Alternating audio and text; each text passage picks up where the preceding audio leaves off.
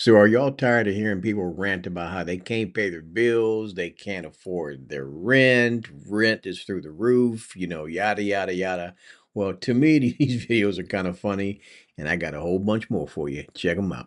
To give you a room tour. Now cut us some slack on the mess, because after 3 months of living in this tent, we are moving into a dorm. Outside we have 2 bear boxes, actually 3, and a mess. It's kind of charming. We have a nice creek right next to us. It's beautiful. Oh yeah, I forgot to mention, bear boxes is like where we keep food and whatnot so that animals and bears don't get into our food. Or so that they don't get into our tent to get to our food or us. Anyways, the inside is a mess, so I'll keep it brief. This is my dresser, that's my girlfriend's dresser right there. Over here we have junk storage, and up there coat hangers. Off here to the left we have our bed, and a mess, and a mess. This thing has like plywood floors that are painted with some really crappy paint, right? Ow! Anyways, some really crappy paint. Everything is painted with this like weird shade of green. And the ceiling boards are kind of like aesthetic and whatnot, which is kind of cool. To top it all off, when we first got here, we had to like dig out our tent from snow. We do have a heater, which was really nice when it was absolutely frigid here. Pretty sure it got down to like 7 degrees one night. Anyways, this was such a mess, I don't even know why I took you through this room tour, but mainly just to show you how much better the dorm we're moving into is. There's some kind of weird and pretty creepy reasons for why we're getting moved, but I'll get into that later. Let me let y'all in on a little secret I learned working in property management. If you live in an apartment complex and your utilities are included or your utilities are paid through your apartment complex, you know they're not doing that just to be nice and make it convenient for you, right? It's either for one or two reasons. One, they're getting a kickback, especially with the internet. Like if they're charging you $100 for an internet package, I guarantee you they're getting that internet for $50 to $75 per unit. So they're just pocketing the rest of your money. Or they're scratching somebody's back. So it's some type of business partnership. And, they just want to hook up one of their homeboys and make sure they get paid for every tenant and every door that they have at their apartment complex. So yeah, that's your sign to start putting that plan in place to purchase a home. Have landlords lost their minds? My roommate moved out a few months ago, so I currently live in a 2-bed, 2-bath by myself. And the price that I am paying for rent for a 2-bed, 2-bath with 2 parking spaces is the same amount of money I would be paying for a studio in Los Angeles, California. I feel like our whole perspective is warped because I hear people talking about, oh, I found a studio for $2,000, what a good deal. I just can't even process what is happening with rent costs in LA and also around the whole country. How is anybody affording rent? How? Hi, we'd like to see this apartment for rent. No pets. Okay, we don't have any. Renter pays all utilities. Okay, that's fine. You need a 3-to-1 income to rent ratio. Sorry, we've already rented out this property as of 2 days ago. Wonderful. How thoughtful of you to let me know after the fact. I am this close to just thinking maybe it is better to rent for the rest of my life than to actually own property. Which sounds sad to say, but hear me out. It has always been my dream to purchase my own home, which is the whole reason I even started working 2 jobs for the last 5 years, hustling my ass off because I want to purchase my home so bad. I feel like a part of me is starting to realize there's so many cons to owning your own home. For example, number 1, if I were to buy it in California, I would have to have a 30-year loan, and I don't want to spend the next 30 years of my life paying off my home. That means I'm never able to just up and leave because now my home is here, my life is here. If anything goes wrong as a homeowner, I have to fix it, which could be so expensive. Roof, plumbing, maintenance, all of that, right? That's something I would be responsible for. If I move out of state though, which by the way, I can more than enough afford to pay off the home within like 5 years, then I had to pick up my whole life here, move it somewhere else, hopefully find a job over there. Even if I move it there, regardless, I can't just leave. Now my home is there. So can somebody please explain to me why the heck are people even wanting to live in California? High rent prices and high housing prices have been the norm in that state for years. I don't get that. If you rent an apartment, if anything goes wrong, you're not responsible. Also, you can up and leave whenever you want. You're not restricted. You can break the lease and you can move to another state if you please to. I don't know. What do you guys think? I feel like one of the ways that people enter homelessness that isn't talked about enough is when you have already gone through the process of finding an affordable place to rent and you're living there, and then your landlord sells the home to another landlord. That landlord comes, buys the home, does nothing to it, and then ups the price and prices you out of your home that you're already living in. That happens all the fucking time. Like, you could literally have done all the work, made sure you found a spot that you could afford, was in your price range, wasn't extravagant or whatever people say about us who don't have enough money.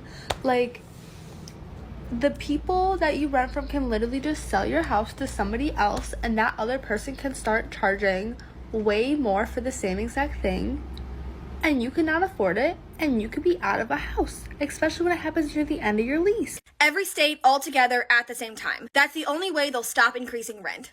And what safety nets do you have in place for all of the people who are suddenly going to be unhoused? This is by no means the first time I've seen something like this, but when we're talking about irresponsible organizing, this is what we're talking about. Telling people to put their housing at risk, knowing full well that many of them have nowhere else to go, and if they get evicted, that means they are on the street, to just stop paying rent and do a rent strike without doing any of the work to provide safety and safety nets and support for those people is incredibly irresponsible. There should absolutely be rent caps. Rent should be lower. Rent is insane. The rental market needs more regulation. It's out of control. And yes, a rent strike can be a way to achieve that. But if you do not already have all of these safety nets put in place for the people who are going to be striking, it's going to fall apart incredibly quickly. And the most vulnerable people will be in even worse places than they were at the beginning. You need to have infrastructure in place for this to work. So my lease ends in 7 days, and I told this bitch I don't want to spend more than $2,200, and she was taking me up to this room, and she was like, oh my god, you're gonna love it, it's a 1-bedroom, it's $2,800, but it has a big balcony. Oh, it has a big balcony, bitch. Does it? Do you know what else is big? No? Okay, let me tell you what's not. The bank account, the budget, the credit score, the patience, bitch. Why don't you take the keys to Miss 2,800, not including parking and utilities, and shove it up here? So I got a letter from my apartment complex to Miss Rachel Peterson Connolly. I'm not gonna read the whole thing, but basically, if Ty and I choose to renew our lease in August, it's gonna cost us $4,008 a month. We live in a 2-bed, 2-bath in South Denver. Just so you don't think I'm making it up, we would be paying almost as much as my parents do for a 7-bedroom, 11-acre house. Colorado, y'all are on some crack cocaine. Sounds to me like it's time to move. Here in this Prius, which is a rental car, and I work more than full time. I work more than 50 hours every week, and I can't qualify for an apartment in most states in America today. And, I put out a couple videos recently about this, and a lot of people watched them, and there was mixed reviews, and we're at a divide in this country right now where, there seems to be this idea that if you want to be able to survive and work a job and be able to afford a home and a car and things like that, the essentials, somehow that is getting misconstrued for socialism. I've been called a socialist more times in the last few days than I care to count. And how is that socialism? Because when you think about it, right, just 15 years ago, 20 years ago, people could work one job, afford to buy a home, have a car, a newer car, a yearly vacation. You go back a little bit further, like 30 years ago, one person could earn for a whole family, could have a partner, children, a new car, and a yearly vacation on one income. So how are we at this point where people like myself that are working can't afford a place to even live? But then when we ask for that, it's somehow called socialism. Yeah, I seen y'all had some 1-bedroom luxury apartments for rent. How much they going for? Shit, like 2, 3, 4, 5. Hell, it ain't like it matter anyway. We gonna raise the shit. 2, 3, 4, 5 what? Like, what you mean? Bands. Yeah, like 2, 3, 4, 5 bands. Racks, $1,000. Damn, the hood, like down the... Okay, what's the luxury features they come with? Why is so much? Shit, the refrigerator silver, and we just hit the walls with some fresh beige paint. And we just put the fake wood flow in. You ain't ready for this? Okay, cool. So I'm having to move out of my house because I can't afford rent. So I'm moving into my parents' property. But one time I couldn't afford rent either, and I was driving down the highway to try and go get help from social services, and the hood of my car smashed into my windshield and shattered it. So I pulled over, and this lady behind me pulled over and comes out. Turns out I happen to know her, so she helps me get to the social services office, and I'm calling my dad, and he's like out of state or out of town. And as I'm there, this other lady overhears me, and she's like, I'll call AAA and have them tow your car for free. What's your address? So they gave me a ride home, towed my car for free. A couple of days later, my friends called me, and they're like, hey, let's go out. And I was like, I'm sorry, I can't go out. I can't even get to work. My car is completely wrecked. The windshield's wrecked. I can't even make rent. I don't know how I'm going to fix this, so sorry, guys. And they're like, hey, you know what? We just ran into some cash, and we want to help you. So they paid for my car, they got me a rental, and they paid for rent for me that month. And you want to know something? If the hood of my car hadn't flown up and shattered my windshield, none of that would have happened. I wouldn't have gotten any help, and I probably wouldn't have been able to pay rent that month because I never would have told them that, hey, I can't pay rent. Sorry, I can't go out. I'd have been like, sure, let's go out. You know what I mean?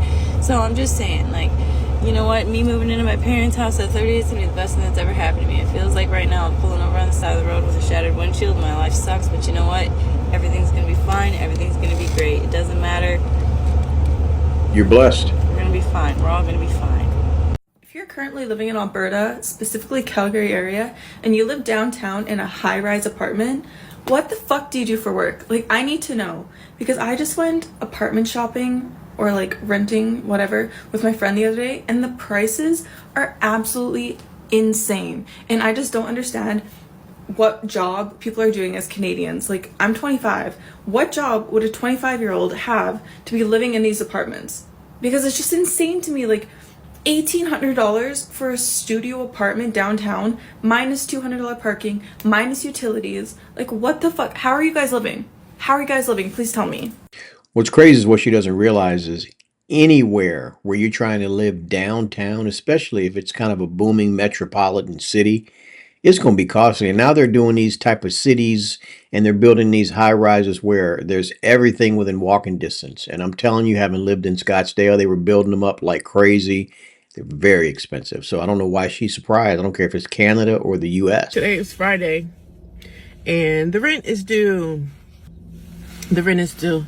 I'm feeling some kind of way, right? I don't really have much money after I pay rent. I might have like $300, and that'll probably go to my gas to get back and forth to work throughout the whole week until I get paid again. But I'm literally working just to pay rent for us to have a place to sleep. I don't know. I feel so sad, right? All my situations, but I did get something in the mail from the police station about my son and the situation with the vapes, right? So I'm hoping when I go to court, I have court cases that I have to fight too. So when I go to court, I'm hoping that all this evidence can help me in court. But I gotta go to work today, and I'm feeling some type of way. And because yesterday I had to leave work early because I had to pick up my daughter because she was having cramps and she was in the bathroom throwing up. So, you know, the school nurse is like, come get your daughter. So I had to stop working and drive an hour to go pick her up, and just not having anybody that I could depend on to help me. No family, just nobody. She was saying to me, she said, do you have anybody that you could call? And I told her, no, there's nobody. There's nobody to call. I'm literally by myself. Come take a tour of my There's nobody to call. I'm literally by myself. It's heartbreaking to watch this lady tear up because we live in a country where people shouldn't have to suffer in this country. I just don't understand why people struggle and suffer in this country. I'm not going to get into the whole political thing and what one president did versus another. But the bottom line is, when you recently saw all the fraud and waste that was going on, that was being discovered, look at the amount of money that could be used to help people like this lady right here.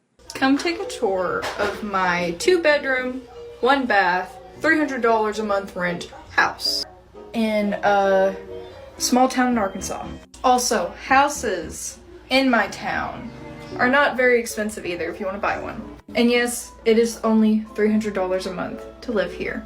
I'm not going to show the bedrooms because I'm not going to show you my son's bedroom and mine and my husband's bedroom because that's weird. But I will show my bathroom and living room and kitchen. To start off with, we got this big ass mirror and all my little goodies. My little crystal collection. Not gonna lie, I got that off of Temu. I wouldn't say it's very girly pop. Not a big fan of this, like, ancient, I don't know what to call this. This house was built in, like, the 60s, okay? But I would say I like this part of the bottom cabinet. But yeah, you can tell it's pretty old. It's been pretty worn down. The woman that lived here before us, she lived here for 20 years, and it was filthy whenever we moved in, and it took about, like, 3 weeks to deep clean it. And then we have a small little hallway. Here's some storage right here that just has some tools and all the diapers, and be thankful we have for way what too you many got. blankets. And now you see my son getting into some shit. Hello, Ollie. This is a very ratchet PC setup. That is my husband's. And we're gonna go over here. Miss Rachel's life, by the way. And here is the living room. The reason why the ice maker is like in the middle of the living room is because whenever we moved in, there wasn't a single 3-prong plug-in. And this is a 3-prong plug-in.